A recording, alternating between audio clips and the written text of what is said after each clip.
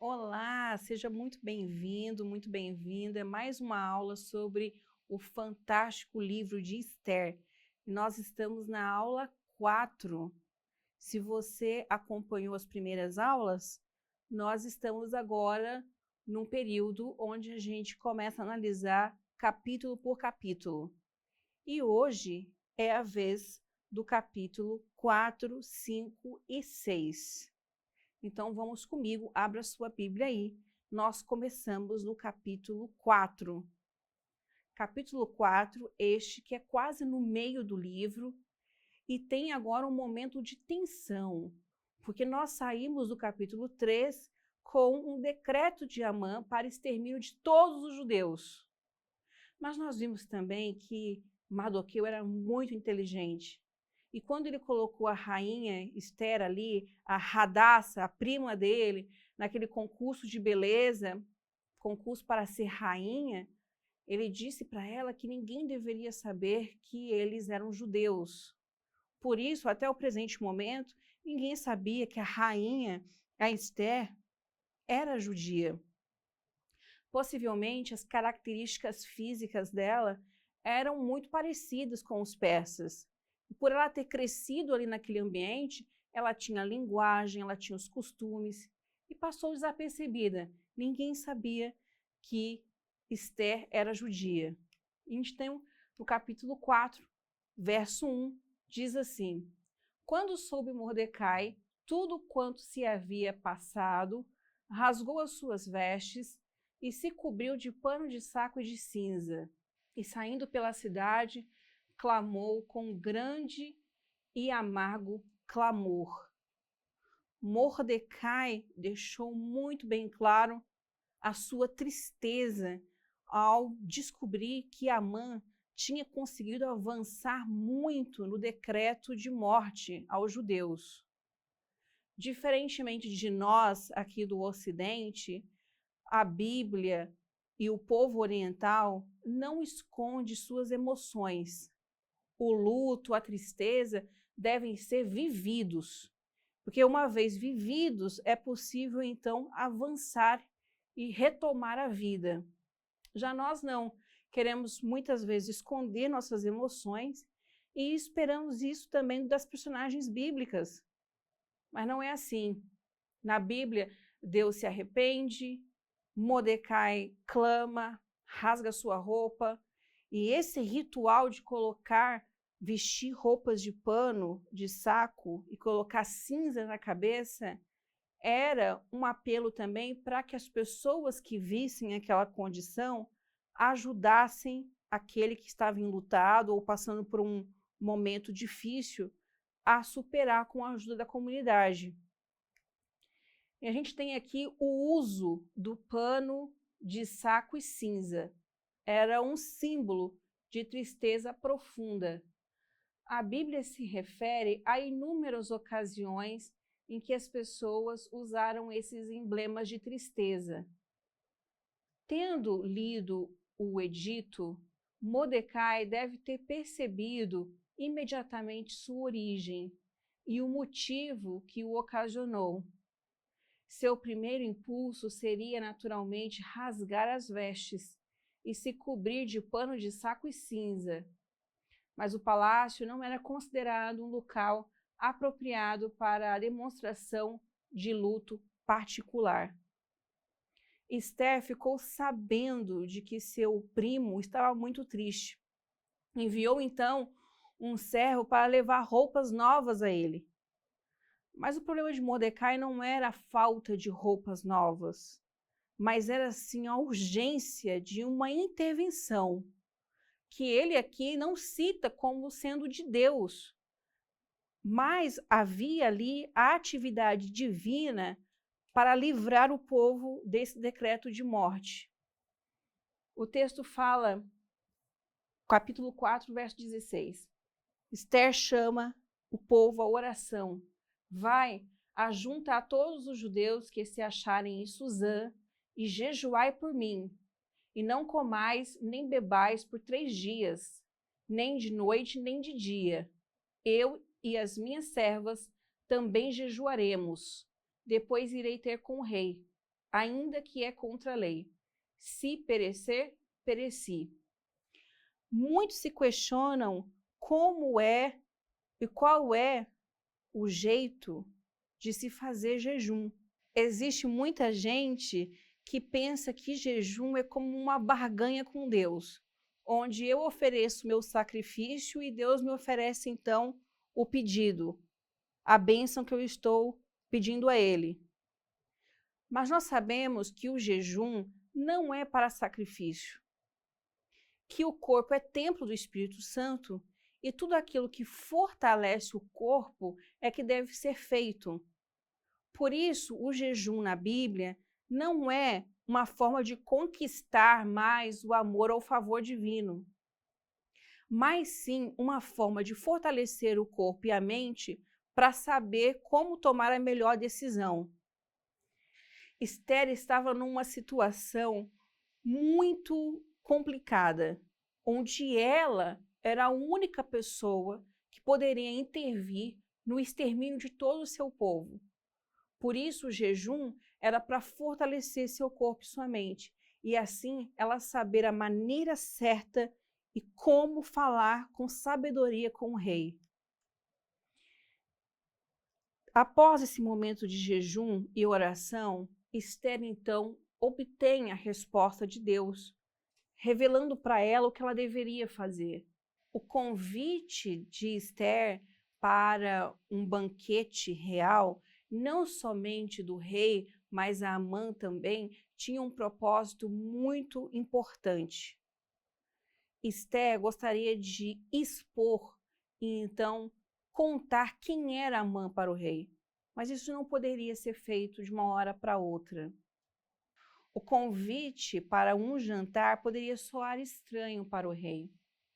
Tal convite deve ter sido um tanto incomum. Normalmente, o rei e a rainha jantavam separadamente. No entanto, para a rainha convidar outra pessoa do sexo masculino, além do rei, era ainda mais incomum, e pareceu ao receptor do convite uma elevada honra. Assuero possivelmente lembrou-se da recusa de Vasti em comparecer em seu banquete. A natureza incomum do convite de Esther, associada ao fato de que foi apresentado pessoalmente, deve ter surpreendido e intrigado o rei. Sua curiosidade real foi permitida por várias horas enquanto o tumulto acontecia e se intensificava. Esther foi muito sábia aqui em intervir nessa situação, o que seria muito arriscado para ela, que poderia custar a vida. E o símbolo de que aquela empreitada tinha dado certo era se o rei, então, ao ver Esther no pátio do palácio, estendesse seu cetro. E pela providência divina, foi isso mesmo que aconteceu. Ela conseguiu, então, ela foi aceita pelo rei e então ofereceu esse jantar ao rei. O rei já sabia que ela não poderia arriscar sua vida simplesmente por causa de um jantar. Ela tinha um pedido. Ela estava ali com um propósito, e esse propósito tinha que ser muito grande frente aos riscos que ela enfrentou. Mas Esther tinha fé, era corajosa e não voltou atrás. Quando o rei, então, no versinho 3 do capítulo 5, pergunta: Esther, qual que é o seu pedido? Esther adia falar e revelar o motivo pelo qual ela estava ali. Esther ganha muito em fazer esse adiamento da revelação das suas intenções. Primeiro, porque o rei iria se tornar cada vez mais curioso para saber o motivo que ela tinha ido ali. E isso daria tempo para ela. Outro fator que era importante nesse adiamento de um dia para revelar suas reais intenções era porque toda a nação israelita, todo o povo que morava no Império Persa e era judeu, estavam em oração e jejum. Era mais um dia de oração para que as palavras de Esther fossem certeiras ao conversar com o rei. Agora nós vamos para o capítulo 5, chegando aqui então ao meio do livro. Vamos comigo, abra sua Bíblia aí no capítulo 5. A gente tem o convite de Ester para o rei e também Amã. Como falamos, convidar um homem para um jantar fazia com que ele fosse muito importante. Não somente o rei, mas seu primeiro-ministro. Amã ficou muito feliz com esse convite. Se sentiu lisonjeado com o convite da rainha para um banquete. Nós temos aqui no capítulo 5, quando Amã ficou sabendo que tinha sido convidado para esse jantar. Isso fez-o ficar muito feliz. Mas existia uma coisa que o perturbava: o fato de que Mardoqueu não se prostrava perante ele quando ele passava pelo palácio. Então, com o coração um pouco perturbado, ele chamou a Zera, sua esposa, e seus amigos para então decidir o que eles fariam com Mordecai, com esse homem que tinha uma desobediência insistente em não se prostrar perante Mordecai. Amã não aprendeu a prudência de sentir o prazer em oposição à dor, a alegria em oposição à tristeza, a satisfação em oposição ao aborrecimento. Nem aprendeu sozinho a olhar para os dissabores e provações da vida como bênçãos disfarçadas. Apesar de seu aparente autocontrole e apesar do fato de ser o primeiro-ministro do poderoso Império Persa, sua natureza era pouco melhor do que a de um selvagem. Grandeza mundana é uma insignificante evidência de qualquer grandeza ou bondade de alma. E é assim, então, que ele, junto com a sua esposa,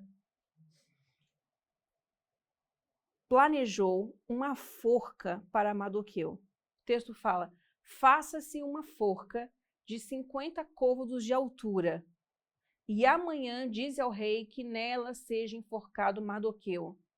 E então entra alegre com o rei ao banquete. E este conselho bem pareceu a Amã, que mandou fazer a forca. Esta era a ideia e o tamanho do ódio de Amã por Mardoqueu. Uma forca na casa dele, para que todo mundo, bem alta, para que todo mundo visse a humilhação de Mardoqueu, aquele que não tinha se prostrado perante ele. A gente sabe que o Império Persa tinha desenvolvido com muito cuidado uma forma de morte e de tortura que era a morte por empalamento. É possível que tenha sido isso que Mardoqueu iria sofrer, de acordo com o plano de Amã. Uma forca ou uma tábua de empalamento de 22 metros de altura. Assim, todos poderiam presenciar a morte de Mardoqueu. Mas o capítulo 6 mostra pra gente mais uma reviravolta dessa história. Capítulo 6 conta de quando Amã é forçado a honrar Mardoqueu. Naquela noite que a rainha Ester tinha feito convite para o rei, mas não contado qual era o verdadeiro motivo pelo qual ela estava ali, o rei perdeu o sono, possivelmente conjecturando o que será que a rainha tinha em mente. E ali ele começou a ler, então, os feitos do seu governo, um livro de história, de crônicas, que contava os feitos das pessoas que tinham, de alguma forma, honrado ao rei. E ali ele encontra o nome de Mardoqueu, um homem que tinha o livrado de uma situação de traição anteriormente. A gente viu isso nas aulas anteriores. Quando Amã entra no palácio, o rei então pergunta a ele: o que eu faria com uma pessoa que salvou a minha vida? Amã pensou que tinha sido ele. E ele começou então a descrever todas as honrarias que ele gostaria de receber do rei. Mas ele tinha sido levado ao engano, porque não era ele, era Mardoqueu.